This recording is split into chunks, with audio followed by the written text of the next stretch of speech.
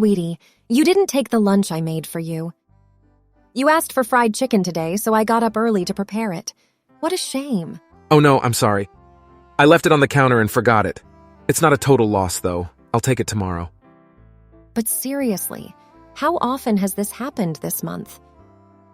You're so absent-minded. Just recently you forgot your wallet and couldn't buy lunch, which is why I offered to make it. I know, I've always been like this. As a kid, I'd forget so many things and my mom had to bring them to school for me. One time, I even forgot my gym clothes for PE class and she had to bring them. You need to pay more attention. You don't even realize what you've forgotten until someone reminds you. It worries me. I wish I could remember everything before leaving, but it seems that's not my fate. Will you manage tomorrow? You're flying to Spain and I won't be there to help you. I'll be okay. Don't worry about me too much. It's hard not to worry. You're so dreamy and unfocused. You don't travel for work often, so you don't have a routine to help you remember things. Can you stop treating me like a child? I can handle a business trip on my own, trust me. But you couldn't even book a plane ticket alone. I worry about you. I can't help it. I can book a ticket. Why are you talking down to me? You forgot where your passport was and didn't buy the ticket. I had to remind you and then buy it for you. That's different. I could buy it myself, but I was busy and you were free, so I asked for your help. It was a win-win. That doesn't make sense. Sometimes it feels like I'm your assistant more than your spouse. Well, I wouldn't mind that. It would make me love you even more. Oh, what to do with you? Just make sure you pack everything you need for the trip. It'll be a mess if you forget important work documents. All my work papers are in the cloud, so I can print them as needed. If I forget to pack something, I can buy it there. Money can fix that problem. True, as long as you have your wallet and phone, you're good. But remember to bring at least those two things. Yeah, I understand. After reminding you, you still forgot something. Why didn't you call? What were you doing? Really? I've landed already? What did I forget? What? You've landed? How did you manage that? Well, the pilot did the flying, of course. Sorry, I overslept and left in a rush this morning. The thing you forgot was your passport. How did you board the plane? Oh, what? It's strange. How could you fly internationally without a passport? How could you forget something so crucial? Oh, I think that's my old one. No, it's not. We threw the old one away when you renewed it 2 years ago. This is definitely your passport. Oh, right. I lost that one and got a new one. Where did you find it? I searched everywhere. It was on the counter. None of this makes sense. I would have known if you'd lost your passport. Are you hiding something? You're not in Spain, are you? Where are you? What are you saying? I told you I replaced it. You know I'm forgetful. This is suspicious. Are you really on a business trip? It's all weird. I'll call your company and find out where you are. What? Don't do that. Why would you need to call my company? You're acting strangely. Prove to me you're on a business trip. Fine, I'll send you pictures. Will that satisfy you? No, you could find random pictures online. That's not enough. Then what should I do to make you believe me? Have someone from your office vouch for you. Then I'll know you're on a trip. Don't you trust me? Why won't you just believe me? All this fuss over a lost passport? You can't travel without a passport. You secretly replaced it without asking me? It's illogical. The more I think about it, the more it seems you're lying about the business trip. You're not in Spain. You're somewhere else, right? No, you're watching too many movies. Lucky you, having time for movies while I'm working hard to provide for us. Are you mocking me? Do you think I'm foolish? This does sound like a movie plot rather than reality. That's not it. Your actions have been strange, so I'm doubting you. If I'm wrong, explain the situation. I'm telling you, you're overthinking. I'm on a business trip where I should be. Even if you're on a business trip, you might be at a different destination than you said. Things just don't add up. It's bizarre. You're the one being bizarre. Just listen to me. Don't create weird scenarios in your head. I have your company's number. I'd like to talk to someone from your department. I'll call you later. Wait, don't hang up. Let's talk. Are you feeling upset? I took some time to figure everything out. Did you really call my office? I sure did. I talked to your boss, Paul. I was lucky he was in today. Oh no, you actually did? Paul mentioned that you didn't have a business trip scheduled. Instead, you asked for a paid vacation for a few days. Care to explain? Well, I didn't mean to deceive you. I just wanted to travel alone for a bit. You're still not being honest. You wouldn't need such a complex plan just for a solo trip. I think you're hiding something bigger. Tell me the truth. I'm not hiding anything. I hope you didn't say anything strange to my boss. I don't know what you mean by strange. I just asked him about your destination. But I did exaggerate when he wondered why I called. I told him I couldn't reach my husband, so I called his office to check if they'd seen him. Or did I say I was worried about your safety? I wanted information, so I made it sound urgent. Isn't that a bit much? I knew you'd been watching too many movies, acting like a detective or something. You started lying first, so I guess we're both liars. True, but you shouldn't have involved Paul. You wouldn't be honest with me, so I had to talk to your boss. He got worried too and asked your colleagues about you. What did he ask? He asked if anyone knew your plans for today. So everyone in the office knows about my trip now?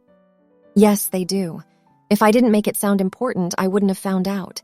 I did what was necessary. Now everyone knows you vanished and are missing. I'm not missing. I'm texting you right now, aren't I? Just a few minutes ago, you were making excuses and being vague. He wouldn't tell me anything, so I had to investigate myself. This is your doing. Oh, man. I don't have time for your games. I found someone who knew your plans. I guess you could say he spilled the beans. What? Who was it? Who do you think? I won't tell you, but there is someone who knows you're having an affair and that you're in Vegas with your girlfriend. Was it Smith? I bet it was that big-mouth traitor. I'm not saying anything, but did you hear what I said? You're having an affair. This is turning out like a terrible movie. It wasn't just my imagination, was it? Fine, you got me. There you go. You must be angry with your friend and coworker. Smith and his loose lips. I told him not to tell anyone. You can't be mad at him. He heard you were missing. He thought something happened to you during your getaway with your lover. He was concerned about you. He should have kept the secret. I trusted him, and that's why I told him. He was right to be worried, so of course he'd come clean. He was trying to help you. But you're fine, and no one's life is at risk. Yet. This all happened because you told Paul a made-up story. You shouldn't be tricking people. I don't want to hear that from you. Remember, you're the one having an affair. From what I gathered, the woman you're with works at a company that does business with yours. Did I get that right? Did Smith tell you that too? That's not all I heard. That woman is married, and her husband works at the same company. So this is a double affair. So now you know everything. That good-for-nothing Smith. I won't forgive him for this. You're the one in the wrong. Her husband is high up in the company and friends with your boss. Your boss was shocked when he learned about the affair. Well, my boss is in charge of the business between the companies. I know those two talk often and get along well. Get along? They're more than that. They go fishing together on weekends. Your boss hesitated to tell his friend about the affair. This will affect not just their personal lives, but also business between the companies. So they'll keep it quiet then? They can't ignore an affair. In the end, your boss told his friend everything. I think he's talking to that company right now. What? Right now? You're with that woman, aren't you? Did you tell her you've been found out? No, I didn't want to spoil the mood. She was excited about this trip for a long time. Those happy feelings won't last much longer. It's better to tell her now that people know what you're doing. You two are on the edge and things are about to get messy. Okay, I understand. I'll tell her now. I have a lot to say to you too, but for now, let me say this. This affair wasn't just a fling or a weak moment. What? Are you saying you're serious about her? It might seem like a dirty affair, but we truly love each other. I see. So you're ready to face whatever comes your way together. Then I won't hold back. I'll get every last dime from you in the divorce. Ask for whatever you want. Once we're divorced, I'll be free, and Sharon and I can start a new life together. Really? Then enjoy your trip with Sharon. Don't bother coming back to this house. Wendy, please listen. I'm getting on the flight back home now. Why bother coming back? You could have stayed longer. I don't want to see you anymore. Sharon has to return, so she left me at the hotel. I decided to leave too. Oh, your affair partner? What made her leave suddenly?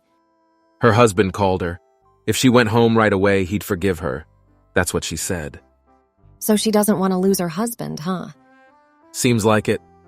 What about your serious talk earlier? You were ready to pay anything for her. I'm shocked by this sudden change too. You were the only serious one, and now your lover left you. I don't need a reminder. You were ready to throw everything away. I feel embarrassed for you. Anyway, I'm heading home now. I can see why. You have nowhere else to go, but I won't be here when you arrive. What do you mean? I'm taking my things and leaving. Where will you go? I won't tell you. I'll stay at a hotel and then a friend's house. What will you do without me? You don't have a job. I'll find one. I'm not stupid. I did better in school than you. I'm so disappointed in you. Divorce won't be good for either of us. Let's talk it out first. You already agreed to a divorce. You're so forgetful. The situation has changed. You mean Sharon left you, and now you want things back to normal? I won't accept that. I made a mistake. I realized it now. Finally admitting it? It doesn't matter. My feelings won't change. Do you understand what I'm going through? I could lose everything. You made a terrible decision. You'll be lucky not to get fired. You're talking like it's about a stranger. We are strangers now. We're getting a divorce. You won't matter to me anymore. Why can't you see things my way? Everyone betrayed me. You're not the victim. You did what you wanted without considering others. How did this happen? If you hadn't forgotten your passport, you could have kept living your lie. Why did I forget it? I checked everything last night. I'm done with your games. I'm glad you forgot it this time. It saved me from more lies. Where did my plan go wrong? I shouldn't have told you about Spain. You got caught up pretending to be a spy and lying to everyone. I guess I did. Your real trip wasn't to Spain. It was to a place called Misery, and you're the only passenger on that flight. After that, my husband was fired from his company. I don't know if his girlfriend's husband played a role in Chris's dismissal or not, but it's certainly possible. As I promised, I made sure the divorce was costly for him. Chris eventually found a new job, but there's no way he's living comfortably after losing 70% of his savings from our marriage, plus paying alimony every month. I heard he asked his parents for financial help, but they couldn't forgive him either, and turned him away. His carelessness led to losing everything and everyone he knew. As for me, I started living alone, and a friend helped me find a job. I can say that I'm living quite comfortably now. I wouldn't call Chris a perfect example of how not to live, but he definitely taught me that small actions can have huge effects on one's life. It's important to be cautious about what you forget to bring. Thanks for watching. If you like this video, please press like button.